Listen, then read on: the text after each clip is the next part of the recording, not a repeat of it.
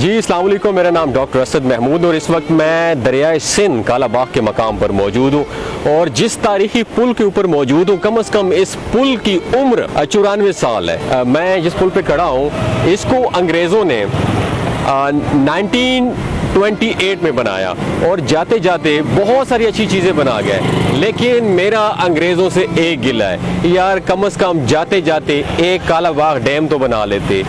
اتنا بڑا ہمارا ہر سال نقصان ہوتا ہے، پورے ملک کا نقصان ہوتا ہے، اتنا نقصان تو نہ ہوتا، کم از کم ایک ڈیم بناتے۔ یار آپ اتنی زبردست چیز بناتے ہیں کہ میں آپ کو بتا نہیں سکتا ہوں، اس کی ایکسپائری ڈیٹ گزر چکی ہے لیکن پھر بھی اس پل کو دیکھتے ہوئے ایسا احساس ہوتا ہے جیسے 6 سال پہلے بنا ہے۔ بس ایک ہی گلہ ہے، اگر آپ ڈیم بنا جاتے تو اتنا بڑا مال مویشیوں کا نقصان، جانی نقصان، مالی نقصان، معاشی نقصان ہم بچ جاتے۔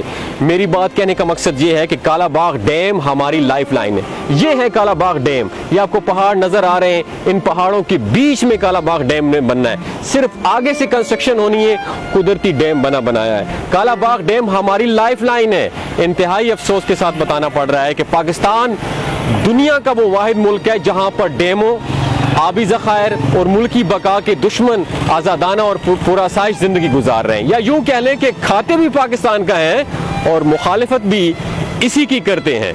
وطن عزیز کو معرض وجود میں آئے ہوئے 75 سال گزر گئے۔ اس مٹی پر صدارتی نظام، جمہوری نظام، آمریت، سول آمریت، بہت سے طرز حکومت کے تجربات کیے گئے لیکن آج تک قوم کو کالا باغ ڈیم نصیب نہ ہو سکا۔ سیاستدانوں اور مفاد پرستوں نے کالا باغ ڈیم کو یوں الجھایا کہ اسے عوام کے سامنے ایک معمہ اور ناقابل حل مسئلہ بنا کر کھڑا کر دیا۔ آج کی اس ویڈیو میں ہم کوشش کریں گے کہ آپ کے ساتھ کالا باغ ڈیم پروجیکٹ کو تفصیل کے ساتھ پیش کریں۔ اگر حکومت پاکستان اپنے باقی ماندہ اربوں روپے کے پروجیکٹ کے ساتھ ساتھ کالا باغ ڈیم کی تعمیر بھی کامیاب ہو جاتی ہے اس میں، تو یقین کر لیں کہ یہ اپنے فنکشنل ہونے کے ٹھیک 2 سال بعد اپنی لاگت واپس کر چکا ہوگا یہ ڈیم۔ بجلی کی سستی پیداوار کے ساتھ ساتھ تقریباً پاکستان کی 10 سے 15 لاکھ ایکڑ زمین کو آباد کرنے کی صلاحیت رکھتا ہے یہ ڈیم۔ مختلف ذرائع سے اکٹھے کیے گئے اعداد و شمار کے مطابق یہ ڈیم تقریباً 1 لاکھ میگا واٹ بجلی پیدا کرنے کی اہلیت رکھتا ہے۔ یاد رہے کہ سخت گرمی کے موسم میں بھی پاکستان کی ضرورت 30,000 میگا واٹ ہے۔ باقی ماندہ بجلی سے ملک کی بند انڈسٹری چلائی جا سکتی ہے۔ روس اور چین کو نئی انڈسٹری لگانے کی دعوت دی جا سکتی ہے۔ میں کالا باغ ڈیم کی لوکیشن کو سمجھانے کی کوشش کرتا ہوں میرے دوستوں۔ کالا باغ ڈیم ضلع میاں والی کے ساتھ ایک پسماندہ علاقہ ہے۔ خوش قسمتی سے کالا باغ کو اس لیے اتنی اہمیت حاصل ہے کیونکہ افغانستان سے دریائے کابل، سوات سے دریائے سوات اور دریائے سواں اس جگہ سے ہو کر دریائے انڈس میں گرتے ہوئے جیسے بارشوں کا موسم شروع ہوتا ہے، بڑے بڑے سیلابی ریلے انہی دریاؤں کے ذریعے پاکستان میں داخل ہو جاتے ہیں۔ سارے پاکستان میں اپنی تباہکاریاں پھیلاتے ہوئے بغیر کسی رکاوٹ کے دریائے سندھ سے ہوتے ہوئے سمندر برد ہو جاتے ہیں۔ اگر اسی جگہ پر کالا باغ ڈیم کی تعمیر ہو جاتی ہے اسی جگہ پر، تو ہم ان دریاؤں اور برساتی ندی نالوں سے آنے والے پانی کو سٹور کر سکیں گے۔ کالا باغ ڈیم میں پانی کی گنجائش 90 ملین ایکڑ فٹ سے بھی زیادہ ہے۔ اگر یہ ڈیم تعمیر ہو جاتا ہے تو ہم اس کے پانی کو رابطہ نہروں کی مدد سے دریائے جہلم میں چھوڑ سکتے ہیں، جہاں سے تربیلا ڈیم کا پانی واٹر ریزرو میں چلا جائے گا، اور اگر نہروں کو پانی کی سپلائی کالا باغ سے دے دی جائے تو تربیلا ڈیم کو بھرنا آسان ہو جائے گا۔ ابھی چونکہ ہم اپنی زراعت کے لیے تربیلا ڈیم سے ہی پانی لے رہے ہیں، اسی وجہ سے تربیلا بھرنے سے پہلے ہی خالی ہو جاتا ہے میرے دوستوں۔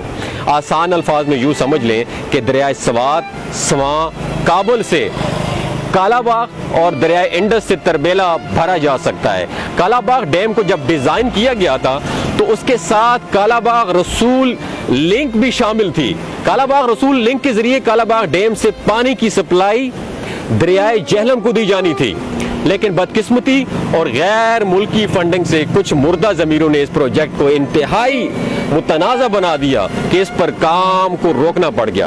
پروگرام کے مطابق دریائے کابل، سواں اور سوات سے آنے والے سیلابی ریلوں کو کالا باغ ڈیم اور رسول لنک کے ذریعے 3 مشرقی دریاؤں چناب، सतलुज और रावी में पहुंचाना था। यानी यूं कह ले कि कालाबाग डैम का पानी कालाबाग रसूल लिंक और दूसरी राब्ता नहरों के जरिए चनाब, रावी और सतलुज के मुल्हिका इलाकों को सैराब करने के लिए पहुंचाया जाना था। इस वक्त इन 3 दरियाओं का इन्हसार मंगला डैम पर है। अगर हम मंगला से पानी नहीं छोड़ते तो ज़राअत खत्म हो जाती है, और अगर सप्लाई जारी रहती है तो डैम खुश्क हो जाता है। यकीनन आप काफी हद तक पाकिस्तान के हालात और वाटर स्टोरेज से वाकिफ हो चुके होंगे। अब आप ही बताएं कि कालाबाग डैम का वजूद हमारी ज़राअत और मुल्क की लाइफ लाइन है कि नहीं? क्या इसको मुतनाज़ा बनाना पाकिस्तान से खुली दुश्मनी के मुतरादिफ नहीं है? मेरे ख्याल में ये तामीर किसी सियासी जमात की बस की बात नहीं है, क्योंकि यहाँ तो सिर्फ मुफादात पाले जाते हैं। रियासत की फिक्र किसको है?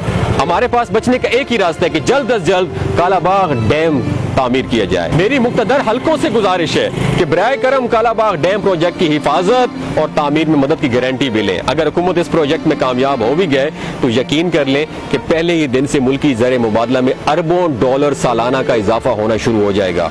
जो बिजली के कारखानों को चलाने के लिए तेल की इंपोर्ट में खर्च हो जाता है, इस डैम से कौम को सस्ती बिजली मुयस्सर आएगी, और इसमें जमा शुदा पानी को नई नहरों के जरिए मुल्क के बंजर इलाकों तक पहुंचाकर उन्हें काबिल काश्त बनाया जा सकेगा, जिससे मुल्क की ग़िज़ाई ज़रूरियात का ज़्यादातर हिस्सा अपनी ज़मीन से ही पूरा किया जा सकेगा। और उसके साथ हर साल आने वाले सैलाबों से मुकम्मल मईशत को अरबों रुपए का नुकसान हो जाता है। इस डैम के बन जाने से मुल्क सैलाब की तबाहकारियों से महफूज हो जाएगा। राब्ता नहरों के जरिए इजाफी पानी को रावी, चनाब, सतलुज तक पहुंचाया जाए और इन दरियाओं में नई झीलें बनाकर ज़मीनी पानी के लेवल को बुलंद किया जाए और आने वाली नस्लों को एक महफूज, मुस्तहकम और सरसब्ज पाकिस्तान दिया जाए। अगर आप ये कर गए तो यकीन कर लें कि आप सदियों तक जिंदा रहेंगे। आने वाली नस्लें आपको कौमी हीरो और निजात दहिंदा के रूप में जानेंगे। तो दोस्तों, कहने का मकसद ये है कि ये कालाबाग डैम बन गया तो पूरा पाकिस्तान नहीं डूबेगा। कोई भी इस डैम को बना लेता है तो सदियों तक आप लोग जिंदा रहेंगे, पूरा पाकिस्तान डूबने से बच जाएगा। इसलिए मैंने कहा कि गोरा जाते जाते सिर्फ यही काम कर लेता, आप यकीन करें पाकिस्तान तरक्कियों की मनाजिल इस टाइम तय कर रहा होता। तो अगर आप में दम है, आप इस डैम को बना लें। आज के बाद एक ही नारा लगाएं, कालाबाग डैम हमारी लाइफ लाइन है।